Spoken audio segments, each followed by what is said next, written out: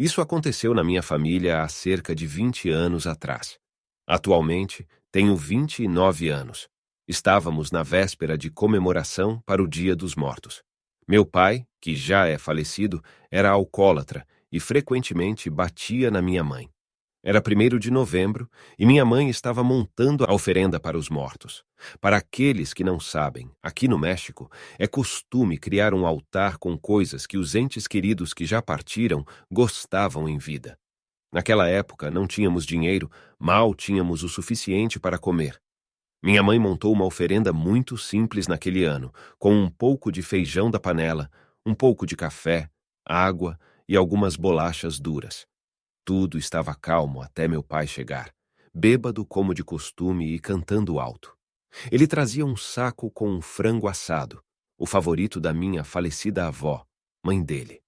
Olhando com raiva para minha mãe, ele a empurrou e colocou o frango no altar e disse: "Este frango é para a minha mãe e esta coxinha é para que os outros famintos não incomodem."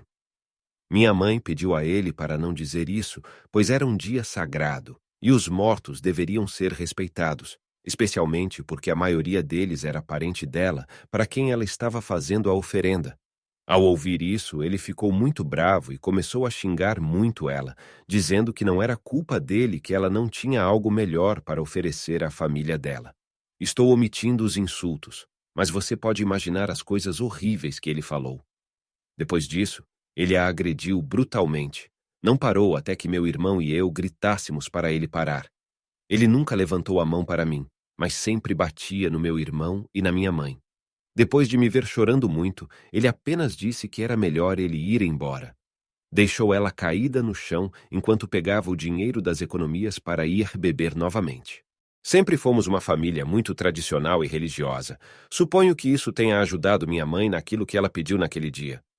Triste e chorando, ela se ajoelhou diante do altar e pediu para os nossos entes queridos. E para minha falecida avó, mãe do meu pai, que lhe desse uma lição para que ele parasse de ser tão cruel. O resto do dia passou até anoitecer. Meu pai chegou tão bêbado que mal conseguia se levantar, então ele simplesmente entrou, se jogou na cama e começou a roncar.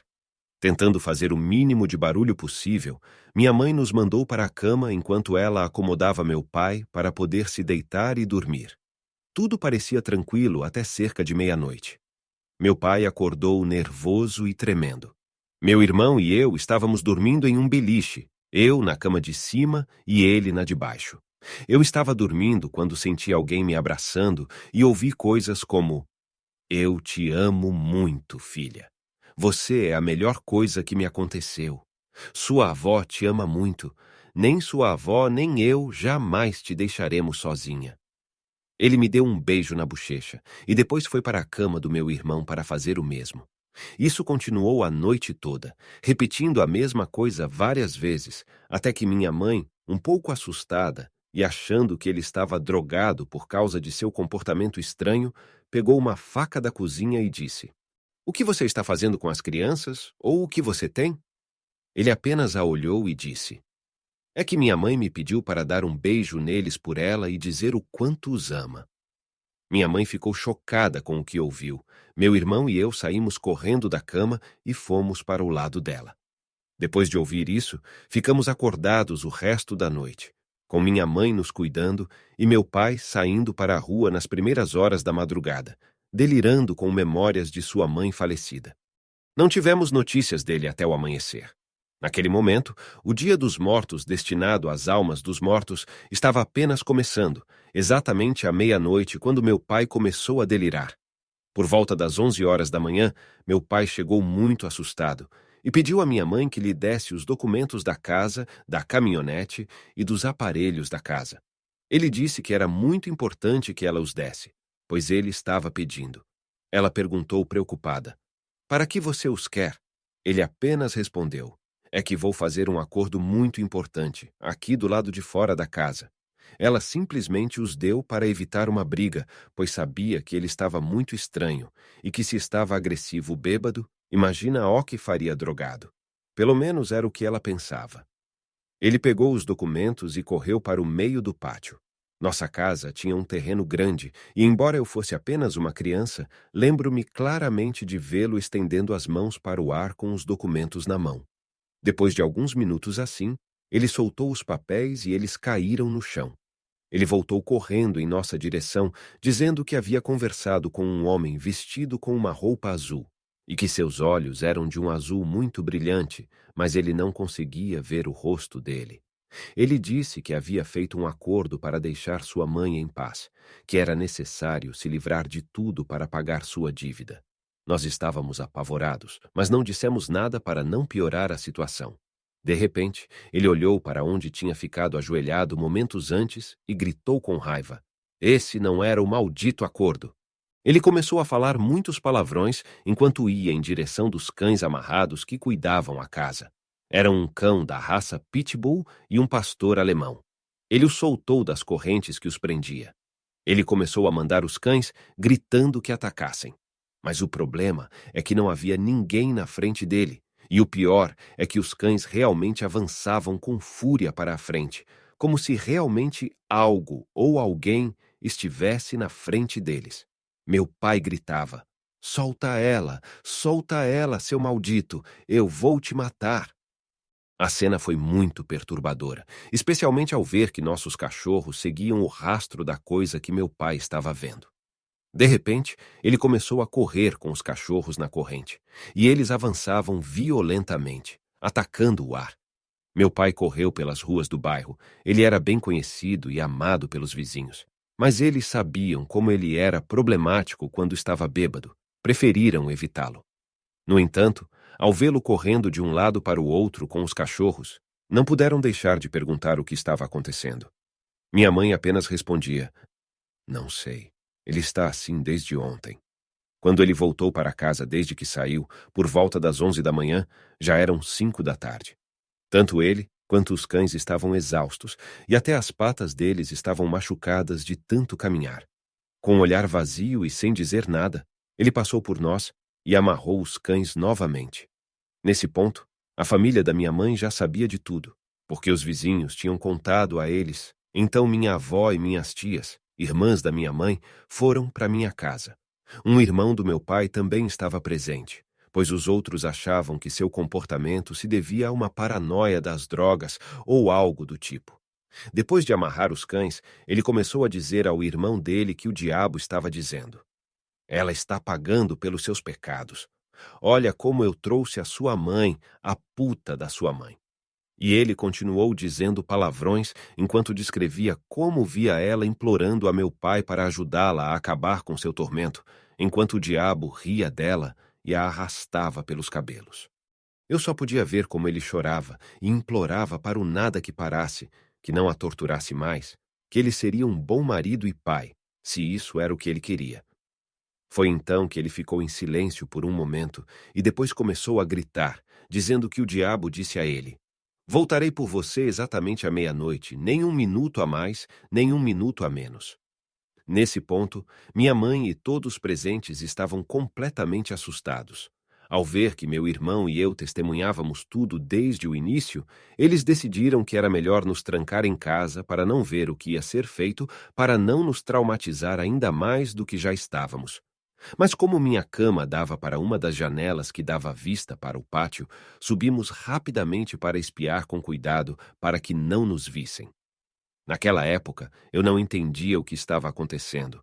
Até hoje não sei exatamente o que aconteceu. Minha avó, por parte de mãe, fez um círculo de madeira e pedra e um tipo de pedra, acenderam um incenso que continha cravo e mais algumas coisas que eu não me recordo. Ela pediu a meu pai que ficasse de pé e dentro do círculo, enquanto lhe dava um rosário para rezar com ela. Com a Bíblia nas mãos, eles ficaram assim das 6 às 23h50. Meu irmão e eu não saímos da janela. Éramos apenas crianças, mas a preocupação não nos deixava sem saber o que estava acontecendo.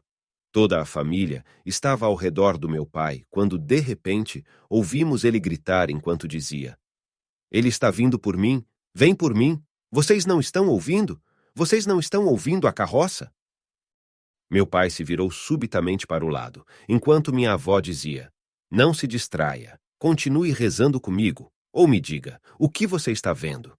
Ele respondeu: A morte está montada numa carroça com cavalos enormes de olhos vermelhos como carvão ardente, e o diabo está dentro da carroça com minha mãe. Ele disse que o diabo lhe disse: Diga a essa maldita velha para calar a boca, que ela se cale. Eu vim por você. Vou levar você em corpo e alma. Minha avó disse a ele: Não ouça e continue rezando comigo. Se você continuar comigo, ele não poderá fazer nada. Meu pai estava suando muito e até a cor escura de sua pele tinha desaparecido. Na verdade, até nós, que estávamos a alguns metros de distância, conseguíamos sentir algo estranho no ar. Não sei como explicar. Era um ambiente frio, muito silencioso apesar do barulho. De repente, a luz se apagou por alguns instantes. Tudo ficou em silêncio. Eu juro que até o incenso se apagou. Ouvi uma das minhas tias perguntar: Que horas são? E o irmão do meu pai respondeu: É meia-noite em ponto. A luz voltou cerca de 1 minuto depois de ter se apagado, e então meu pai começou a rir alto. Eu não sei o que aconteceu naquele momento, não sei se sua mente já estava tão perturbada que essa era a única maneira de liberar seu medo, mas ele começou a gritar, dizendo: Você não conseguiu me levar!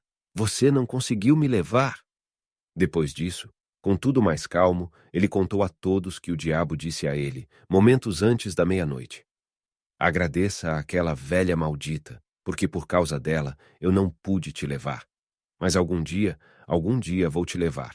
Disso você pode ter certeza. Eles ficaram no pátio por mais algumas horas, e vendo que tudo estava calmo, levaram-no ao hospital para fazer exames, e ver se não era resultado de alguma droga. Mas para surpresa de todos, a única coisa que encontraram em seus exames foi traços de álcool no sangue. Por outro lado, em vez de agradecer pela lição, minha mãe pediu desculpas à sua falecida sogra por perturbar o descanso dela e prometeu nunca mais pedir algo assim. Até hoje, ela não consegue deixar de sentir culpa, pois sente que cometeu um grande pecado ao fazer isso, pois não apenas perturbou o descanso eterno dela, mas também o tormento e as coisas que meu pai descrevia, ela sentia que os havia provocado. A verdade é que ele não mudou muito depois desse dia, embora desde então ele sempre tivesse um certo medo do Dia dos Mortos, porque dizia que ouvia a voz da minha avó lembrando-o daquele dia. Exatamente nas mesmas datas por muitos anos, ele sempre carregava seu rosário. Eu não sei se depois de se separar de minha mãe ele ainda o mantinha, porque basicamente ele terminou sua vida como um bêbado, mendigo de rua. Além disso, a forma como ele morreu foi estranha.